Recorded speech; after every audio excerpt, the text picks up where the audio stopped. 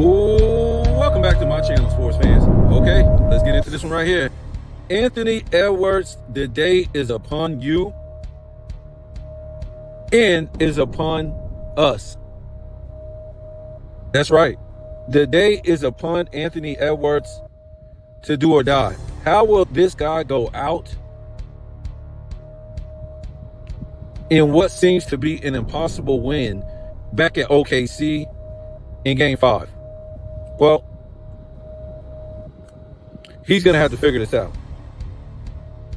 And it's upon the critics who are going to be all over this guy like stink on doo-doo, depending on how he plays.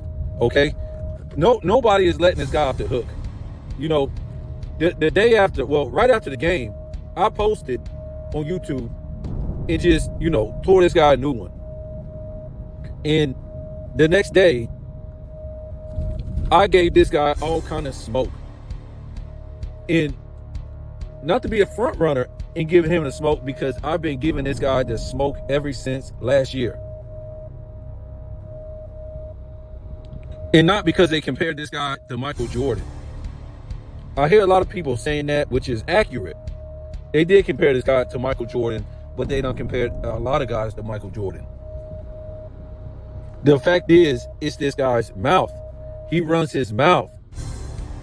He just ain't humble and goes out there and does his thing. Okay, and at this point, what are we, like 5 years into his career? He's used to the playoffs, folks. Don't give me all these numbers that he done came up with and averaged and did all this stuff at this age. But at the same time, his lovers will talk about his age. And I'm talking about his fan base. Now, the media, they've been reluctant and they've been hesitant to talk about age this year. We heard that last year. And I think we might have heard it the year before. The media is done. So the Anthony Edwards fans, well, they're done with the age excuse. They're done. You can throw that out the window. Because I think they done heard a lot of people say, what? What age? This guy came into the weakest era of all time, the 2020s. Okay? And if he, listen to this guy won. I ain't trying to say he's the first one to do it, but he did a one and done and said he was ready for the pros. Whether he was or not, he won and done. So don't give me his age. And he came in the 2020s in one of the weakest eras of all time, where you just play hot potato behind the three-point line, right? And this really has been the first year, but only in the playoffs, where in the 2020s, they've been allowed to play defense. They haven't been allowed to play defense in the regular season in the 2020s, okay? So don't tell me about Anthony Edwards' age. And it, the thing was, people like me and other people, but people like me was saying, well, wait, hold on. There's other people that came in at an early age doing these type of things. And one of them was LeBron James, that came in out of high school. Okay? Kobe Bryant was winning championships at 22 and 23 in a way tougher era. I don't care that he has Shaq, but I'm just saying he was out there ripping the nets. He was out there, shutting down all-time, great offensive players on the perimeter. He was playing, what we're talking about when he started for the Lakers. And they won the championships. And, he was, what was he, 20, I want to say 21, 22, 23. And we already know it might have been 22, 23, 24. But at any rate, this is what he was doing. He was playing a good Trailblazers team, an all-time great Spurs team, a great Sacramento's team. He was playing, these teams in the West.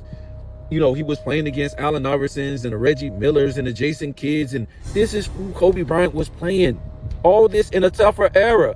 One of the slowest paces of all time in the early 2000s. So y'all got to stop with them excuses where guys ran from baseline to baseline and played, basically bump and grind the whole damn game.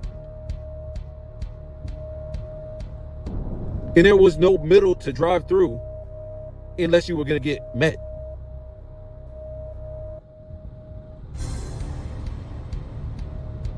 So today, and I think a little bit yesterday, they was holding this guy accountable.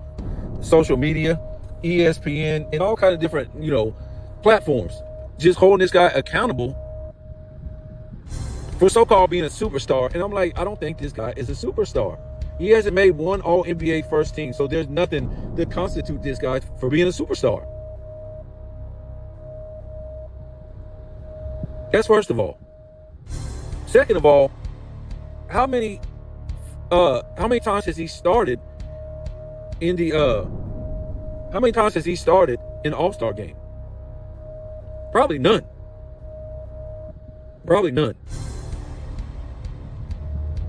Okay, so to me, the guy's not a superstar. Not yet. Not because of his, him choking or whatever like that, or him not winning the finals. That doesn't mean you're not a superstar.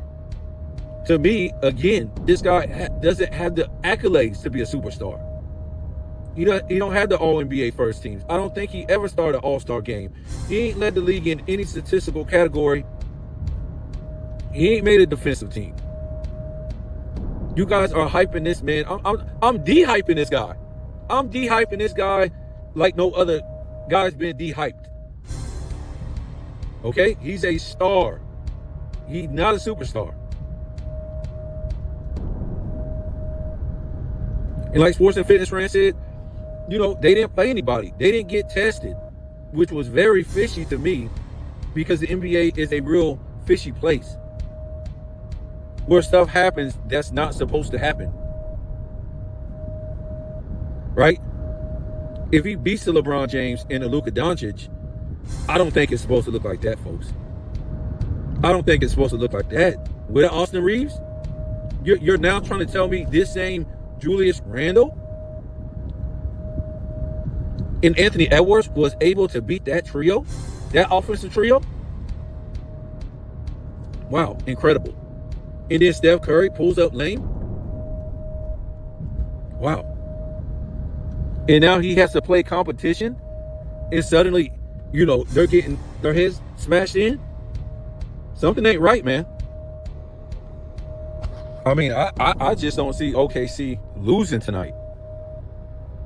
I just don't see him losing. And, I can see Anthony Edwards not having a good game and packing it up. And then the media really not giving this guy any smoke, because, the media already knows that, one, it's OKC, and two, they won't go come back 3-1 on OKC. So it was pretty much over. So they're not going to really, hold this guy accountable. They're going to let him just slide by and say, hope he learns next season.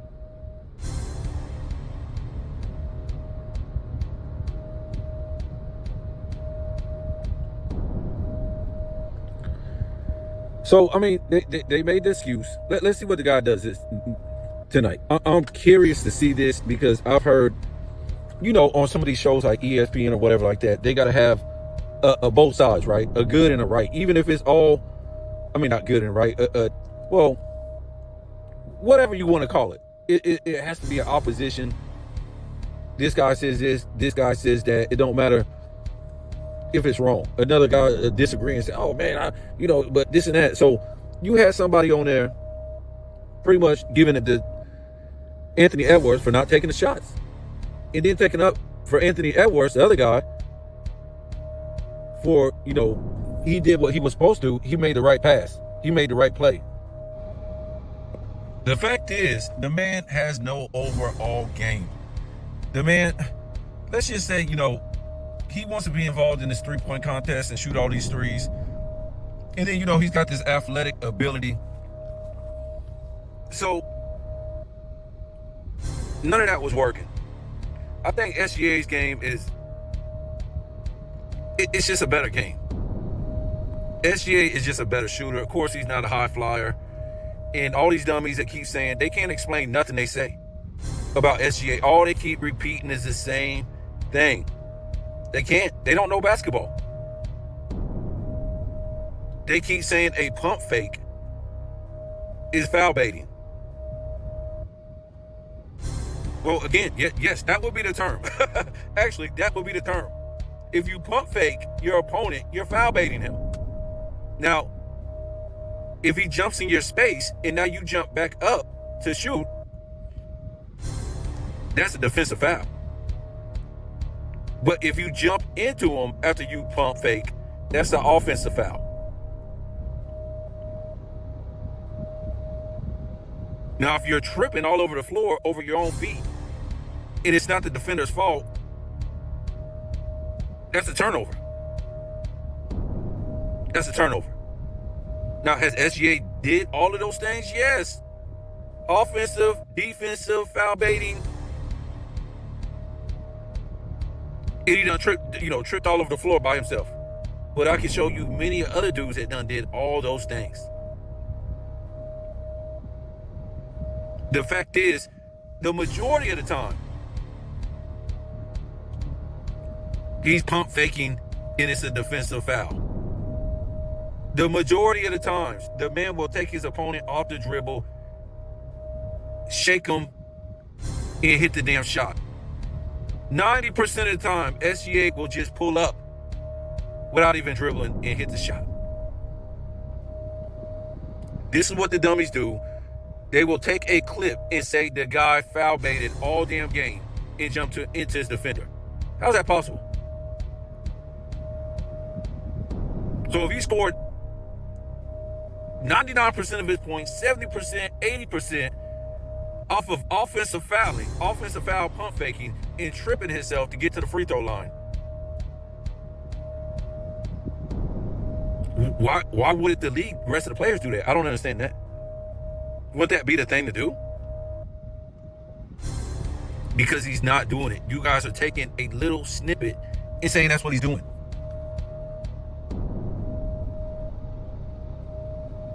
The thing with Anthony Edwards, we saw in much of this game that basically a lot of times they stopped him even when he went to the rim.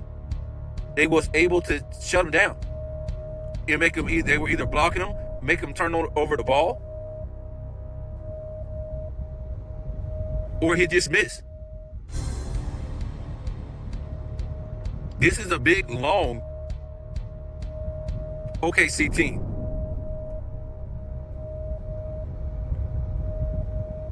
Y'all gotta remember, Anthony Edwards is only like 6'3". Maybe 6'4". Nobody's really scared of Anthony Edwards. Yeah, okay, we go over there to Golden State. He did a couple dunks on them, but they don't have any defense, man. Nobody's scared of Anthony Edwards in the 90s. Why? Because you got defenders in the paint. You got the power forward 6'9" to 6'11", and you got center 7 foot and taller. Nobody's scared of Anthony Edwards. And guess what? OKC is not scared of Anthony Edwards. So now, the only thing he can do, because he's never developed a mid-range,